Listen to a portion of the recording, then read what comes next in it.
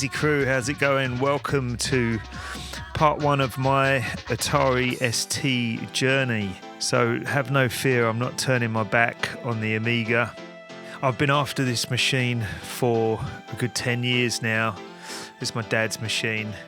I kind of grew up using it when I'd visit him back in the old days. So a little bit sentimental, and I finally got it here in Australia. So we're just gonna have a look at the bits that I need to get it going, have a little look at Cubase, and we're gonna smash a bit of a tune together in an old version of Cubase that I've got. Yeah, hold tight, here we go. Alright, so this is a big moment. It's taken me probably the best part of 10 years to get this here. This inside here is my the machine that introduced me to production, and it belongs to my dad, who lives way out in the Canary Islands, and I've known that this has been sitting in storage there for quite some time, but yeah, it's taken me this long to get it over, and I'm a bit dubious. So I've just got back from the depot and it is looking a little bit worse for wear. So fingers crossed, I really hope that what we have inside here is in one piece. So I'm just going to carefully chop this open, and we're going to see. Now, it's probably going to be a little while before I actually get to use this, because it's just a base unit. My dad has the whole thing. He has the monochrome monitor, and hard drive and mouse, everything. And he wasn't going to send it to me because he said, what are you going to do with it on its own? But I sort of explained to him that nowadays you can get upscalers to use modern day monitors on these things. You can get adapters to use a regular mouse. And so I've managed to sort of convince him that I'm actually going to get some use out of it. But I've got a feeling, since it's been sat in storage for such a long time, it's going to need a hell of a lot of service and good old cleanup in there. Oops, let's get that frame back. It's going to need a good cleanup, and I'm going to need to acquire these components to get it working. So geez, wow, look, so far it's not looking too bad. That's a little bit exposed there. Oh geez, yeah, that don't feel good. Alright. Hopefully whatever it is, I can repair it, you know. Let's get here. Yeah, it feels like that corner there on the side that it's been dented may have taken of whatever squashed that end of the package. Yeah, look, see, so we've got a broken bit of plastic on the side, but it's not too bad, and it looks like something that I'm going to be able to glue back on. Alright, so it's not the end of the world. It's not great, but it's not the end of the world. There's a little bit of plastic in there. Let me just try and get that out. We'll glue that back together, and there, folks, we have it. Oh look, there's a crack there as well. Yeah, it's kind of cocked it a little bit.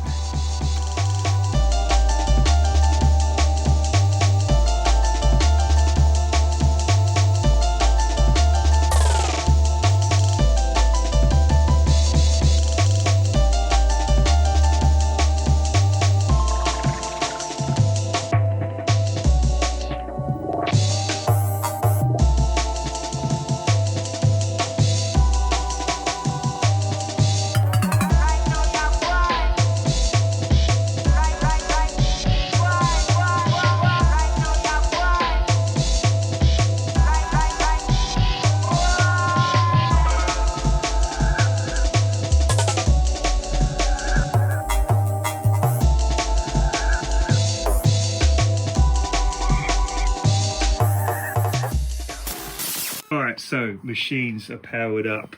Now, I was all excited. I couldn't help myself. I couldn't wait.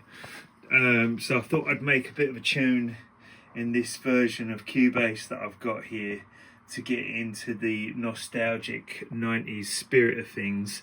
I was waiting for this and it arrived today. So here's some of the things I need to get done, in fact, to get this Atari going. So in the long run, I'll probably get a GoTech drive. I've also got an upscaler that I could get an RGB output hooked up for this thing. I'm not sure if I'm worried about it because I won't really need it for Cubase, and I'm not much of a gamer, so colour's not really, yeah, I might not worry. But yeah, this thing arrived today, so it's a dim plug for the video port. You know, there she goes in there, and I've got to solder it to this thing. Unfortunately, I've run out of money. I've got a diagram here. I don't know if you can see that. Maybe I'll pop it up on the screen. So yeah, that's going to be fun. I just can't afford to spend anything, so I'm going to go that way. And I won't have a GoTech initially, so I'm actually going to use the floppy. I'm going to use this piece of software here. Once again, I'll chuck something up on the screen, and we'll see how this works maybe in the next video. This is like I've got a couple of old PCs. I've got one up here with a floppy drive. I've got this one down here with a floppy drive, and with this thing you can just I'll be able to drag Cubase onto here, and yeah, should be able to boot it up there on the old Atari. So yeah, we'll see what happens with that in the next video, but in the meantime, let me give you a little bit of an insight on what I've got going on in this track, and then I'll play the track. So I'm just going to open it up here. There it is in all its glory. I'm going to run you through some of the instruments here.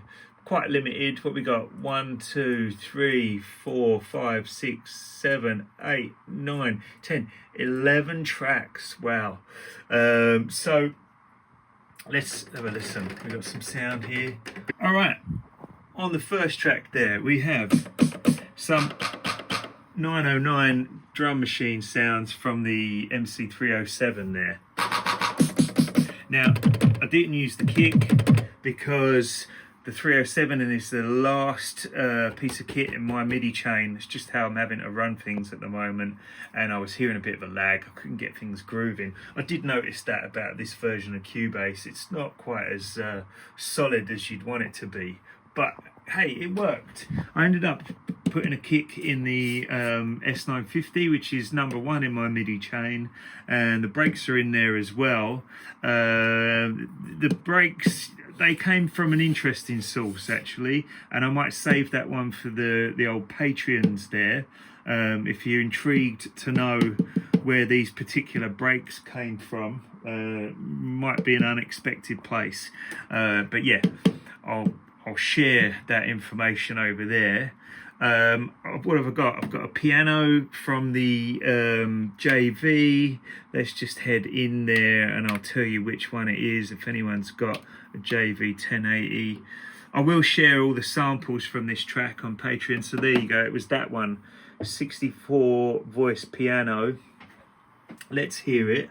Actually, I should play all of them, shouldn't I? Well, look, here's the piano. All right. Turn that up a smidge. Oh, let's get some more sound over here. There we go. Alright. There you go. Piano, we got that. Brakes, let's hear them. Oh my gosh, it's a bit too loud. Yeah, brakes there. We got a little stabby thing from the MC307. Some vocal stuff. And some bleepy stuff there. Like I say, all these samples will be available over on the Patreon. This is a piano stab sampled into the S2000, and like I say, yeah, we've got that JV piano and a bit of a string or pad sound here from the 307 once again. Some sci-fi kind of effects things there. I used the tone bass from the S950. Sorry, I'd turn it up, but the kids are in bed, so can't do that. And yeah, there's that kick. Came from the same source as the breaks that did. And what is this here? Seems like nothing. We won't worry about that one. So yeah, that's pretty much it. Here we go, I'll give you a blast.